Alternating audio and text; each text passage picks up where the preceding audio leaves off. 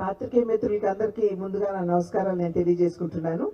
నిన్న మీరందరూ చూశారు, వైఎస్ఆర్సీపీకి చెందినటువంటి శాసన మండలి ఉపసభాపతిగా ఉన్నటువంటి జాకియా గారు పార్టీలో చేరటం జరిగింది. అదేవిధంగా ఇవాళ సుధారెడ్డి గారు మరియు నాగేశ్వరరావు గారు వారిరువురు కూడా ఈరోజు పార్టీలో చేరారు. వారిరువురు ఎన్ఆర్ఐగా ఉన్నారు. అయితే సుధారెడ్డి గారు తిరిగి భారతదేశానికి తిరిగి రావడం జరిగింది. సుధాకర్ గారు ఇంకొంత సమయంలో తిరిగి స్వదేశానికి వచ్చి ఇక్కడే స్థిరపడేటువంటి ఆలోచన వారికి కూడా ఉన్నది. అయితే గత 11 సంవత్సరాలుగా నరేంద్ర మోడీ గారి పాలన, అదేవిధంగా ఒక భారతదేశాన్ని అభివృద్ధి పదంలో ఏ విధంగా తీసుకుని వెళ్తున్నారు అనేటువంటి అంశం, అందులోనూ ఒక దృఢమైనటువంటి నాయకత్వం, దేశానికి 370 అధికారులను తొలగించడం కావచ్చు, ట్రిపుల్ తలాక్ తొలగించడం కావచ్చు, అదేవిధంగా నిన్న మొన్న పాకిస్తాన్ ఏదైతే ఒక కవ్వింపు చర్యకి దిగిందో దానికి ధీటైనటువంటి సమాధానం నరేంద్ర మోడీ గారు ఇచ్చినటువంటి సందర్భంలో వారు చేసినటువంటి మంచి పనులకి, దేశానికి అందించినటువంటి సుపరిపాలనని చూసి భారతీయ జనతా పార్టీ పట్ల వారు ఆకర్షితులై ఇవాళ భారతీయ జనతా పార్టీలో చేరడానికి వారు ముందుకు రావడం జరిగింది. సుధా గారు ఇక్కడే ఉంటారు కాబట్టి ఖచ్చితంగా వారి యొక్క సామర్థ్యంతో భారతీయ జనతా పార్టీని వారి ప్రాంతంలో అదేవిధంగా రాష్ట్రంలో కూడా బలోపేతం చేయడానికి వారి వంతు కృషి చేస్తారు అని చెప్పి నేను విశ్వసిస్తున్నాను. కండువా మాత్రమే కాదు, కండువాతో బాధ్యతలు కూడా ఉంటాయనేటువంటి విషయం కూడా వారి ఇరువురికి కూడా నేను గుర్తు చేస్తున్నాను. అదేవిధంగా సుధాకర్ గారు, నాగేశ్వరరావు గారు కూడా వారు స్వదేశానికి తిరిగి వచ్చిన తర్వాత అక్కడి నుండి కూడా మన భారతీయ జనతా పార్టీకి వారి సహాయ సహకారాలు అందిస్తూనే ఉంటారు. తిరిగి వారు స్వదేశానికి వచ్చిన తర్వాత కూడా సంపూర్ణంగా వారి సమయాన్ని భారతీయ జనతా పార్టీ కేటాయిస్తాను అని చెప్పి వారు చెప్పడం జరిగింది. కనుక వారి ఇరువురిని కూడా సాధారణంగా పార్టీలోకి కేవలం కార్యకర్తలుగా మాత్రమే కాకుండా వారిని కుటుంబ సభ్యులు కావాలి అని చెప్పి అభ్యర్థిస్తూ మరి ఒక్కసారి వారి ఇరువురికి కూడా నా శుభాకాంక్షలు తెలియజేస్తూ వారిని ఆహ్వానిస్తున్నాను.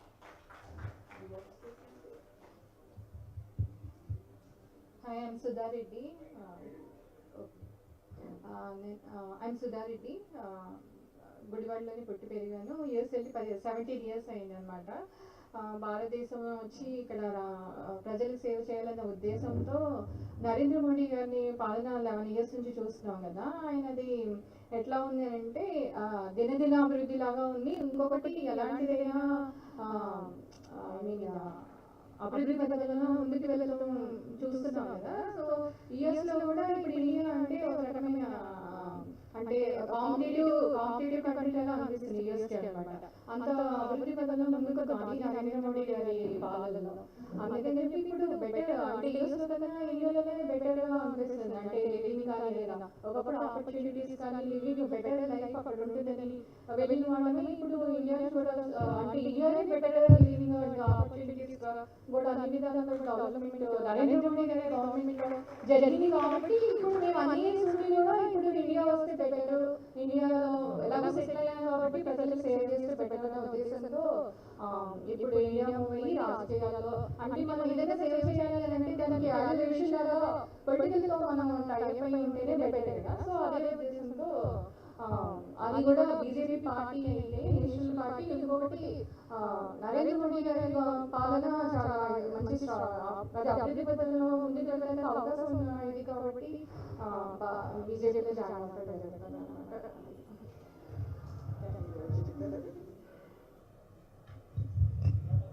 నా పేరు నాగేశ్వరరావు వేమూరి అండి. నేను అమెరికాలో 40 years నుంచి ఉంటున్నాను. నేను చిన్నప్పటి నుంచి పాలిటిక్స్లో ఉన్నాను. అంటే స్టూడెంట్గా, లీడర్గా కానీ వేరే రకంగా కానీ. ఫార్చునేట్లీ మోడీ గారు నేను నైబర్స్ 4 years ఢిల్లీలో. నాకు ఆయనతో మంచి అటాచ్మెంట్ ఉంది. ప్లస్ మాకు దేశంలో ఏంటంటే అమెరికాలో ఇంతకుముందు ఎప్పుడు కూడా ఇండియన్స్కి ఎంత ఇంపార్టెన్స్ లేదు. మోడీ గారు వచ్చిన తర్వాత మనకి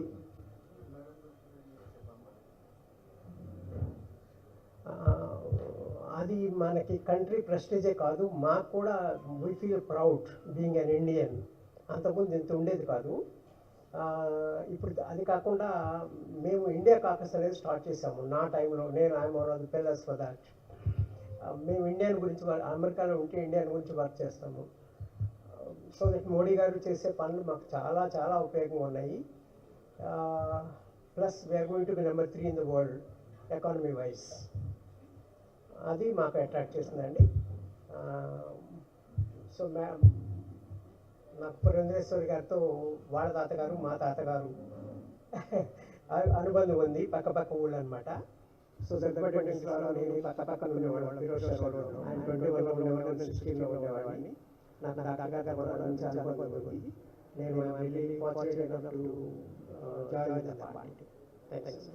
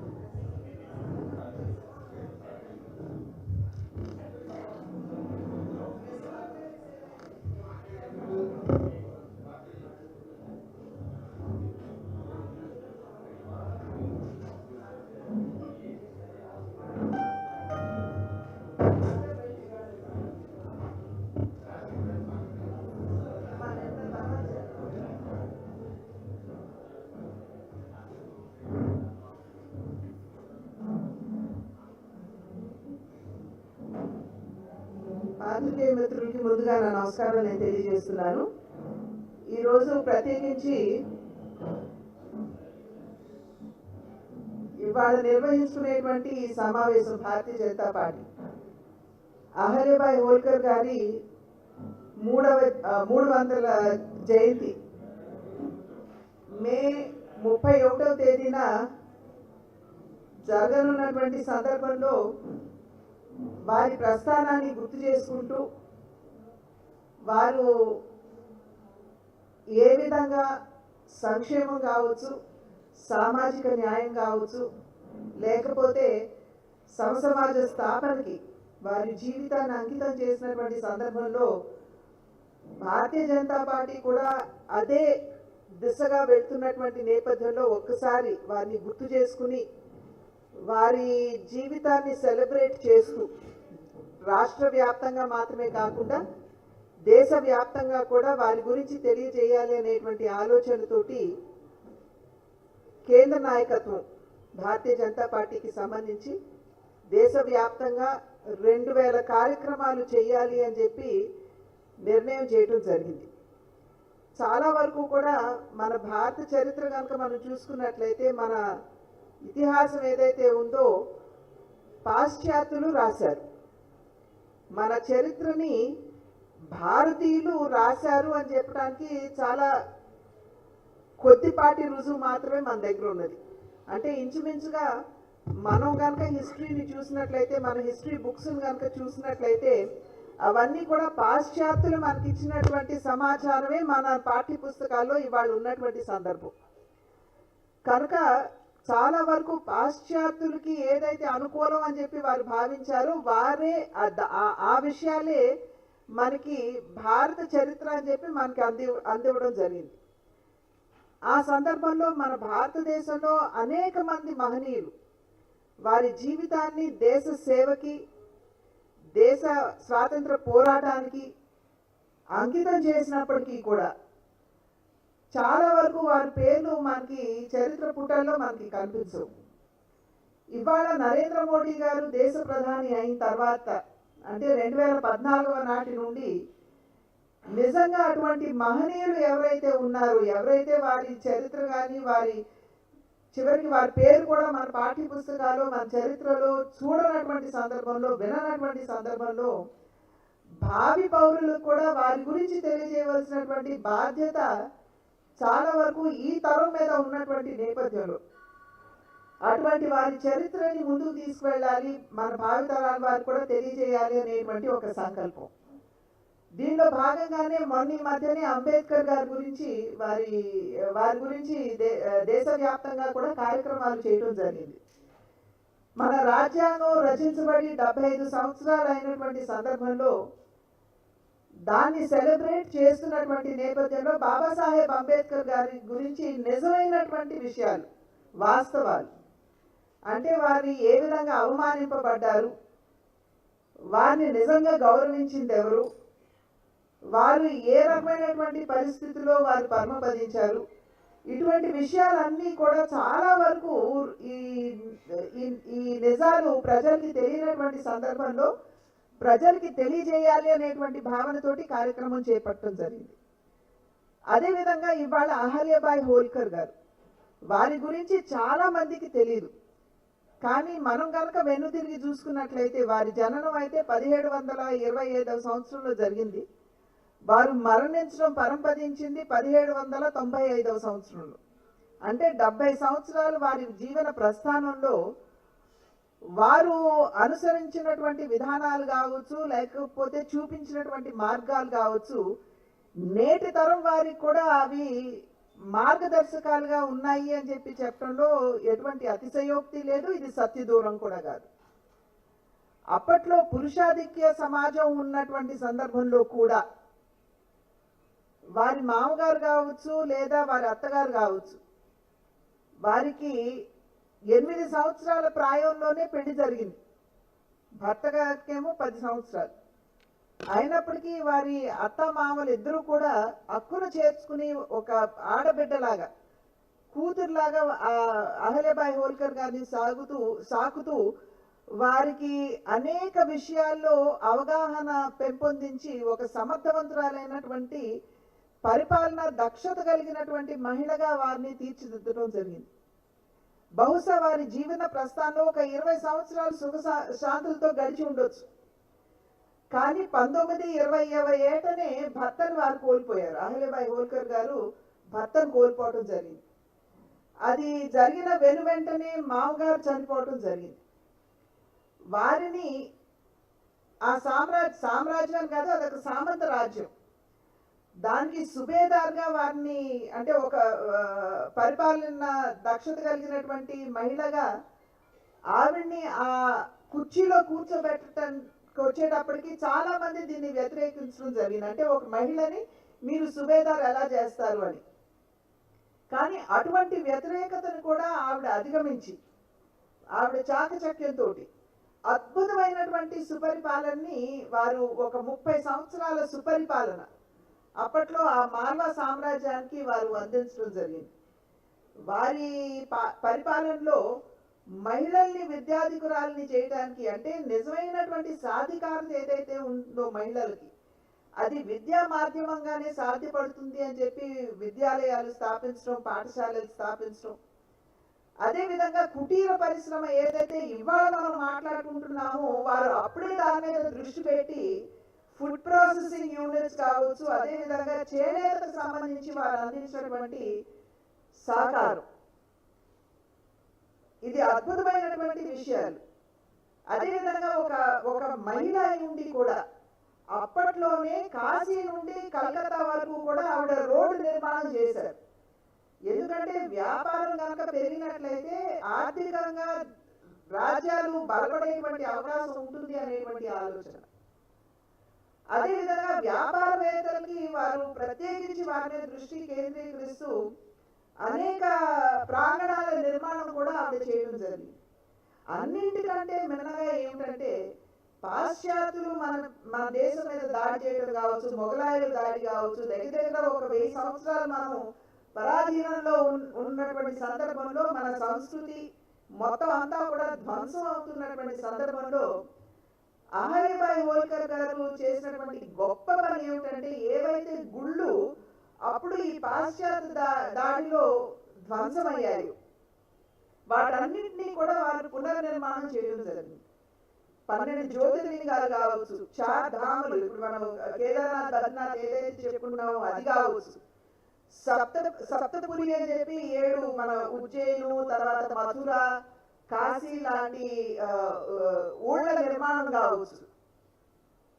ఇవన్నీ కూడా అహల్యాబాయి హోల్కర్ గారు స్వయంగా వారి ధనంతో, ఇక్కడ గొప్పతనం ఏమిటంటే రాష్ట్రానికి ఉన్నటువంటి ట్రెజరీ నుండి ఆవిడ డబ్బు తీసుకోలేదు. ఆవిడ ఆడపడుచుగా ఏదైతే ఆడపడుచు కట్టం అని చెప్పి మనం అంటాము, దాన్నే ఆవిడ దినదిన ప్రగతిమానంగా పెంచుకుంటూ వెళ్ళి దాని మాధ్యమంగానే ఆ డబ్బు వినియోగించి వారు ఈ మంచి పనులన్నీ కూడా చేయడం జరిగింది. అంటే అసలు అవినీతికి తావులేనటువంటి పరిపాలన, శత్రువుల వెన్నులో వణుకు పుట్టించేటువంటి పరిపాలన, నిజమైనటువంటి సంక్షేమం ప్రజలకు అందించినటువంటి పరిపాలన, ఒక సమసమాజ స్థాపనకి ట్రైబల్స్ కూడా అప్పుడు బిల్ అనేటువంటి ఒక ట్రైబల్ వారు ఎక్కువ ఉండేవారు అప్పట్లో. సో వారికి ట్యాక్స్ అనేది కలెక్ట్ చేసి ఎవరైనా సరే అడవుల్లో ఉండి వెళ్ళినట్లయితే లేదా అడవికి సంబంధించినటువంటి ఉత్పత్తులు కనుక వినియోగించుకున్నట్లయితే చిన్నపాటి ట్యాక్స్ వేసి ఆ ట్యాక్స్ అన్నిటినీ కూడా షెడ్యూల్ ట్రైబల్ యొక్క అభివృద్ధికి వారు వినియోగించారు. అంటే ఎంతటి ముందాలోచన ఉందో మనం ఒకసారి ఆలోచించాలి. అటువంటి ఒక గొప్ప మహనీయురాలు ఆవిడ్ని ఖచ్చితంగా ఇవాళ మనం గుర్తుపెట్టుకోవాల్సినటువంటి అవసరం ఉంది. ఆవిడ ప్రాతస్మరణీయురాలు అని చెప్పడంలో ఎటువంటి సంకోచం కూడా లేదు. సాధారణంగా మహనీయులకి వారి జయంతి వర్ధంతికి పుష్పాంజలి ఘటిస్తాం, కానీ నిజమైనటువంటి నివాళి ఏదంటే వారి ఆశయాల్ని కొనసాగించినప్పుడే. ఇవాళ భారతీయ జనతా పార్టీ, నరేంద్ర మోడీ గారి నాయకత్వంలో ఉన్న భారతీయ జనతా పార్టీ ఏదైతే మహారాణి అహల్యాబాయి హోల్కర్ గారు ఏ విలువలకి ఏ సంక్షేమానికైతే ఆవిడ ప్రతీకగా నిలబడ్డారో అటువంటి సుపరిపాలన, నిజమైనటువంటి సంక్షేమం ఇవాళ దేశానికి, దేశ ప్రజలకి భారతీయ జనతా పార్టీ నాయకత్వంలో, నరేంద్ర మోడీ గారి నాయకత్వంలో ఉన్నటువంటి ఎన్డీఏ కూటమి అందిస్తుంది అని చెప్పడంలో ఎటువంటి ఇది సత్యదూరమైనటువంటి విషయం కాదు. ఇవాళ అన్ని వర్గాల వారికి న్యాయం చేయాలి అనేటువంటి తపన ఎన్డీఏ పరిపాలనలో కనపడుతుంది. దృఢమైనటువంటి నిర్ణయాలు తీసుకునేటువంటి సామర్థ్యం ఇవాళ ఎన్డీఏ పరిపాలనలో మనం చూస్తున్నాం. ఎటువంటి చొరబాటుదనం కావచ్చు, లేకపోతే మన దేశం మీద దాడి కావచ్చు, తిప్పికొట్టేటువంటి సామర్థ్యం ఈ మధ్యనే మనం చూసాం. ఏప్రిల్ 22 జరిగినటువంటి కవ్వింపు చర్య, దానికి ధీటుగా వారి ఉగ్ర స్థావరాల్ని పాకిస్తాన్లో ఉన్నటువంటి ఉగ్ర స్థావరాల్ని ధ్వంసం చేయడం జరిగింది.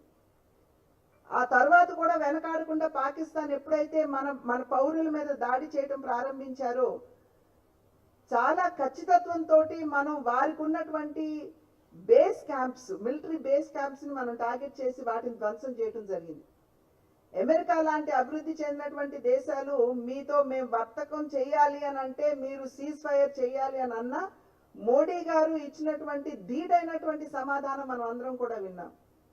మీరు ఉగ్రవాదాన్ని, ట్రేడ్ని, లేదా చర్చలు, ట్రేడ్ని, వ్యాపారాన్ని ఒకే గాడిలో కట్టి మీరు చూడటానికి వీలు లేదు, ఎటువంటి బెదిరింపులకి కూడా మేము అదరం బెదరం అని చెప్పి మోడీ గారు చెప్పడం జరిగింది. ఇవాళ చూసినట్లయితే సింధు జలాలు ఏవైతే మేము పాకిస్తాన్కి, మా దేశం మీద దాడి చేసి అమాయకులైనటువంటి పౌరుల్ని చంపుతున్నటువంటి సందర్భంలో సింధు జలాల్ని ఏదైతే మన అధీనంలో ఉన్నటువంటి ఆ 3 ట్రిబ్యూటరీస్ కూడా మనం ఆపేశాము. ఇవాళ పాకిస్తాన్ లేఖ రాసింది, వరల్డ్ బ్యాంక్ కి రాసింది, UN కి రాసింది, మన భారత ప్రభుత్వానికి రాసింది. మాకు అక్కడ నీళ్లు లేకపోతే మేము వ్యవసాయం చేయలేకపోతున్నాము, మేము కటకట్లాడుతున్నాము, మాకు నీళ్లు విడుదల చేయండి అని చెప్పారు. కానీ మోడీ గారు చెప్పిన మాట మాత్రం ఒకటే, మీరు పాక్ ఆక్యుపైడ్ కశ్మీర్ మీద మాట్లాడతాను అంటే మీరు ముందుకు రండి, అదేవిధంగా ఉగ్రవాదాన్ని మేము పరిసమాప్తం చేస్తాము అని అంటే మేము చర్చలకి సన్నద్ధం, కానీ మీరు ఇటువంటి అర్జీలతో వచ్చినట్లయితే మేము సన్నద్ధంగా లేవని చెప్పి గట్టిగా మోడీ గారు చెప్పడం జరిగింది. ఇవన్నీ కూడా చూసినట్లయితే ఏవైతే విలువలు ఆనాడు అహల్యాబాయి హోల్కర్ గారు ఒక నిదర్శనంగా నిలబడ్డారో ఇవాళ వాటిని కొనసాగిస్తూ నరేంద్ర మోడీ గారు, భారతీయ జనతా పార్టీ ప్రభుత్వం ఆ విలువలకి, నిలబడుతుంది, కట్టుబడి ఉన్నది అని చెప్పి మీ మాధ్యమంగా అందరికీ తెలియజేస్తూ ఇవాళ అహల్యబాయి హోల్కర్ గారి ఈ జీవన ప్రస్థానాన్ని దేశవ్యాప్తంగా అందరికీ తెలియజేయాలనేటువంటి భావనతోటి ఇవాళ ఒక కార్యశాల నిర్వహించుకోవడం జరిగింది. కనుక మీరందరూ కూడా ఈ విషయాలన్నింటినీ ప్రజలకి చేరువ చేస్తారని చెప్పి విశ్వసిస్తున్నాను. అదేవిధంగా భారత సైనికులకి మా యొక్క సంఘీభావం తెలియజేస్తూ దేశవ్యాప్తంగా భారతీయ జనతా పార్టీ తిరంగా యాత్ర నిర్వహించడం జరుగుతుంది. రేపు అంటే 16వ తేదీన అంటే కొన్ని జిల్లాల్లో చేసినప్పటికీ రాష్ట్ర రాజధానిగా ఉన్నటువంటి ఈ ప్రాంతంలో కూడా తిరంగా యాత్ర నిర్వహించాలి అని చెప్పి నిర్ణయించడం జరిగింది. 3 పార్టీలు అంటే ఎన్డీఏ కూటమిలో ఉన్నటువంటి భారతీయ జనతా పార్టీ, తెలుగుదేశం మరియు జనసేన 3 పార్టీలు కలిసి రేపు తిరంగా యాత్ర ప్రారంభం అవుతుంది. రాష్ట్ర వ్యాప్తంగా కూడా 3 పార్టీలు కలిసి ఎన్డీఏ కూటమిగా చేస్తాము. రేపు సాయంత్రం 6 గంటలకి ఇందిరాగాంధీ స్టేడియం నుండి బెంచ్ సర్కిల్ వరకు పాదయాత్ర జరుగుతుంది. దానిలో భాగంగా 3 పార్టీలకి చెందినటువంటి అగ్రనాయకత్వం అంతా కూడా పాల్గొంటుంది. ముఖ్యమంత్రి గారు చంద్రబాబు నాయుడు గారు పాల్గొంటారు. మీరందరూ చూసే ఉంటారు, పాలిట్ బ్యూరోలో కూడా వారు ఇచ్చినటువంటి పిలుపు. అందరూ కూడా ఈ యొక్క తిరంగా యాత్రలో పాల్గొనమని చెప్పి వారు కూడా ఇచ్చినటువంటి పిలుపు. కనుక రేపు సాయంత్రం 6 గంటలకి ప్రారంభమయ్యేటువంటి ఈ తిరంగా ర్యాలీ ఏదైతే విజయవాడలో ప్రారంభం చేస్తామో ఇందిరాగాంధీ స్టేడియం నుండి, దానిలో చంద్రబాబు గారు పాల్గొంటారు. పవన్ కళ్యాణ్ గారు వారి యొక్క వెసులుబాటును బట్టి రావచ్చు, వారు చెప్తా ఉన్నారు. మనోహర్ వారు వస్తున్నారు. అదేవిధంగా మనోహర్ గారు కూడా పాల్గొంటారు. మా పార్టీకి సంబంధించినటువంటి అగ్రనాయకత్వం అంతా కూడా పాల్గొంటుంది. ఇక్కడ జిల్లా ఇన్ఛార్జ్ మంత్రిగా సత్యకుమార్ గారు ఉన్నారు, వారు కూడా ఉంటారు. కనుక రేపటి నుండి ఒక వారం రోజుల పాటు ఈ తిరంగా యాత్ర ప్రతి స్థాయిలో కూడా రాజధాని, జిల్లా స్థాయి, మండల స్థాయి, రాష్ట్ర వ్యాప్తంగా సంఘీభావం తెలుపుతూ ఇవాళ దురదృష్టం ఏమిటంటే కొంతమంది నాయకులు వ్యోమిక సింగ్ ఎవరైతే ఉన్నారో, అదేవిధంగా సోఫియా ఖురేషి ఎవరైతే ఉన్నారో వారి కులం మీద ప్రశ్నలు లేవనెత్తుతున్నారు. ఇది చాలా బాధాకరమైనటువంటి విషయం. ఒక పక్క వారు దేశం కోసం అక్కడ సరిహద్దుల్లో నిలబడి వారి పోరాటం చేస్తూ ఉంటే, ఇక్కడ వారి కులం పేరు మీద ప్రశ్నలు లేవనెత్తడం అనేది ఇది చాలా బాధాకరమైనటువంటి విషయం. అదేవిధంగా నిన్న కపిల్ సిబల్ గారు ప్రశ్నిస్తారు, అమెరికా 3వ దేశం మన దేశ ఆంతరంగిక వ్యవహారాల్లో ఎలా చొచ్చుకొస్తుంది అని చెప్పి వారు వేసినటువంటి ప్రశ్న. ఎందుకంటే ట్రేడ్కి ముడిపెట్టారు కాబట్టి ట్రంప్. అయితే కపిల్ సిబల్ గారు చరిత్ర మర్చిపోయారేమో, అసలు కశ్మీర్ని తీసుకువెళ్ళి 3వ వారి దగ్గర యుఎన్లో పెట్టినటువంటి వారు ఎవరు? జవహర్లాల్ నెహ్రూ గారు. బహుశా ఆ విషయం ఆయన మర్చిపోయారేమో, ఆయన ఒక్కసారి గుర్తు చేసుకుంటే బాగుంటుంది. అదేవిధంగా ఇంతకు ముందు విపక్ష నాయకులందరూ కూడా మేక్ ఇన్ ఇండియా అంటే ఏమిటి, రఫేల్ నిజంగా ఉందా అంటూ రఫేల్కి నిమ్మకాయలును పచ్చిమిరకాయలు ఏలాడి తీసినటువంటి బొమ్మలు కూడా ప్రదర్శించారు. కానీ ఇవాళ చూసినట్లయితే వారికి నిజంగా చెంపపెట్టుగా అసలు రఫేల్ అంటే ఏమిటి, S-400 అంటే ఏమిటి, మేక్ ఇన్ ఇండియా అంటే ఏమిటి అనేటువంటి విషయాన్ని వారికి వాళ్ళ నిజమైనటువంటి రుజువు మొన్న జరిగినటువంటి యుద్ధంలో కేవలం వాళ్ళకి కాదు ప్రపంచం అంతా కూడా చూసినటువంటి విషయం. కనుక మనం మాట్లాడుతున్నప్పుడు మన దేశం కోసం ప్రాణాలు అర్పిస్తున్నటువంటి సైనికుల్ని అవమానపరుస్తూ వారిని చిన్నపరుస్తూ మాట్లాడటం అనేది ఇది సమంజసమైనటువంటి విషయం.